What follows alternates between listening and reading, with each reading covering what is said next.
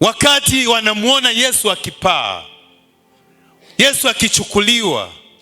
Wakati Yesu akichukuliwa sasa, tunaona kuna vitu alivyowaambia. Neno la mwisho, msiende kufanya jambo lolote mpaka mvikwe uweza kutoka juu. Na wewe uliokoka, ninakusihi katika jina la Yesu, ukitaka ufanye huduma yenye tija na malipo, timiza vigezo. Unajua, ukijaza Roho Mtakatifu, hata kama ni mwimbaji wa kwaya, utakuwa zaidi ya mwimbaji. Leo tuna wasanii, na ndio maana unaweza kukutana kwenye kwaya kuna vituko vilivyopindukia. Ni kwa sababu shetani ana vita na uimbaji.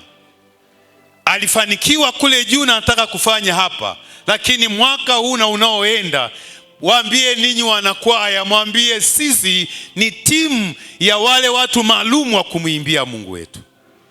Na Roho Mtakatifu ni miongoni mwa, yani anatuwezesha tuweze kumtumikia Mungu.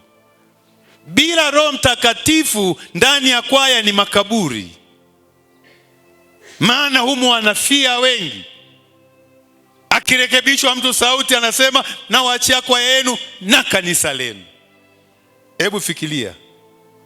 Haya, tuje kwa watoto wa wadogo, nao waambiwa hivyo hivyo, na waachia Sunday school yenu na mwalimu wenu.